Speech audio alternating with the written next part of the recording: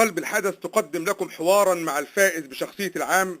أعزائي موظف فندق شرطة القاهرة المحترمون، أسعد الله أوقاتكم بكل الخير. اليوم الأحد الموافق 24/1/2016 نجري حوارا لمجلة قلب الحدث مع السيد الأستاذ الموقر والمحبوب الشيف الشهير والأشهر دسوقي، عمر دسوقي، موظف سابق وكان يعمل بإدارة المطبخ بفندق شرطة القاهرة، وقد تبوأ سيادته المركز الأول على مستوى المسابقة سنة 2000، ولذا استدعته مجلة قلب الحدث لكي تكرمه. أستاذ الموقر دسوقي، ألف مبروك فوزك، وكلمة توجهها لمجلة قلب الحدث الإعلامية المشرفة على المسابقة ودورها التنويري والإعلامي، ماذا تقول لها ولرئاسة التحرير وما تقييمك لها؟ بسم الله الرحمن الرحيم. قلب الحدث طبعا ديت المجله منفتحه على جميع الاستاف اللي موجود في الفندق، واخد بالك. ظهرت يعني فتحت الناس على معلومات كانت ما تعرفهاش، متتبعه كل اخبار الناس، وطبعا ده شيء عظيم بالنسبه لقلب الحدث، واخد بالك. على راسها طبعا الاستاذ كامل الهبيب، ده طبعا ده كان مشروع جميل جدا ونال اعجاب الجميع.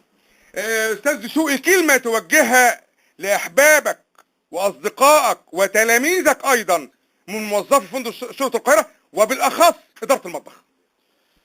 أنا بقول لإدارة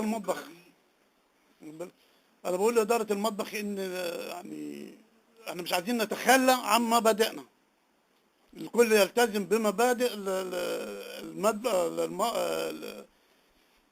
المبادئ الإنسانية بتاعتنا، ونحترم بعضينا، ولازم نلم على بعضينا. وتلاميذي كلهم طبعا واخواتي وحبايبي ربنا ما يحرمنا منهم طبعا، وربنا يديم المعروف. الناس ديت مش هتتعوض.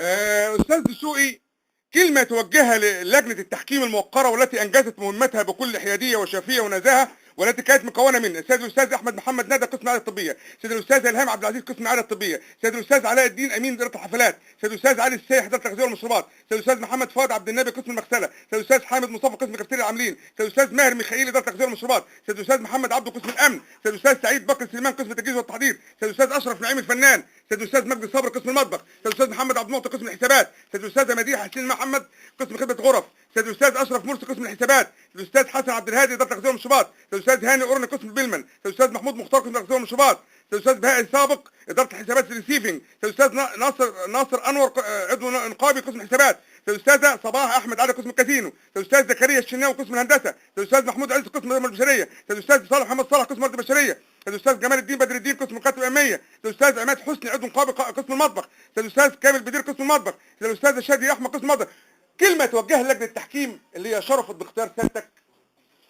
أنا طبعا بشكرهم كل أحد باسمه، وأنا بشكرهم على اللفتة الجميلة ديت، لأن بعد 3 سنين من المعاش وبتاع ولسه فاكريننا، واخد بالك. فأنا بشكرهم جميعا فردا على الاحتفال اللي عاملينه ده، والاهتمام بالزملاء القادمين والسابقين وكل الموجودين. أستاذ دسوقي، لمن تهدي الجائزة وماذا تمثل وتعني لك رغم بساطتها؟ أنا بهديها لكل أحبائي اللي موجودين، اللي هم فكروا في الموضوع التكريم، وكل قلب الحدث وكل الزملاء اللي موجودين. أنا بشكرهم صغيرا وكبيرا فيهم، ألف شكر ليهم، وربنا ما يحرمنا منهم. وأنا بشكرهم على إنهم متذكرينها. برضه نهديها للأولاد والأحفاد. ونهديها طبعا لأولادنا وأحفادنا، وده ذكرى. أستاذ دسوقي، ما هي تمنياتك للعام الحالي؟ وكلمنا عن أسرتك وأولادك ودراساتهم وعملهم إن كانوا يعملون لنعرف مجتمع الفندق بهم.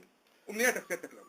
أنا بتمنى إن شاء الله لمصر أولا الاستقرار، وربنا طبعا ياخد كل إنسان بيفكر لسائل مصر وتدمير مصر. دي حاجة.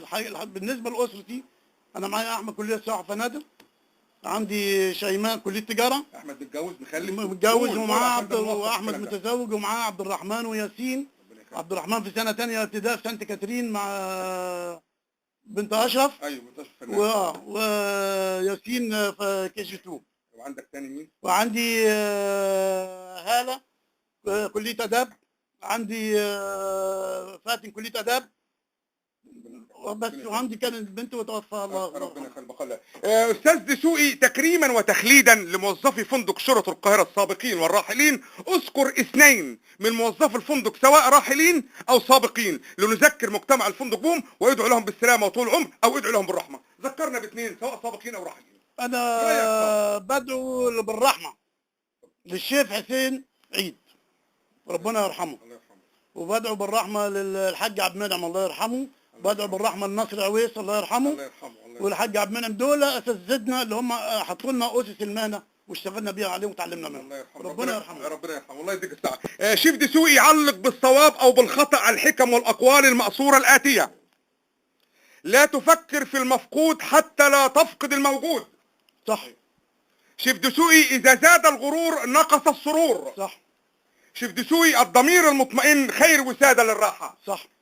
وفي نهاية الحوار نتوجه لحضراتكم بخالص التهنئة والتبريكات، ونتمنى كل الخير والتقدم لفندق شرطة القاهرة إدارة ونقابة موظفين، وأتمنى الفوز لكل موظفي الفندق في الشهور القادمة، وكل التحية لموظفي الفندق الشرفاء الحاليين والسابقين، ورحمة الله على الراحلين. وأؤكد لكم أن كل حقوقكم ومكتسباتكم محفوظة ومصانة، ولن يستطيع أحد أي كان أن يتعرض لها بالسلب، بل أؤكد لحضراتكم جميعا أن مع الافتتاح للفندق ستحل كل الأمور المعلقة بالهدوء والعقل والتريث والاحترام، وعاش الحق ويحيى الشرفاء. وحكمة نقولها في نهاية الحوار: لا شيء أشجع من الحصان الأعمى. مع خالص تحياتي كامل هابيل، رئيس تحرير قبل الحدث الإعلامية.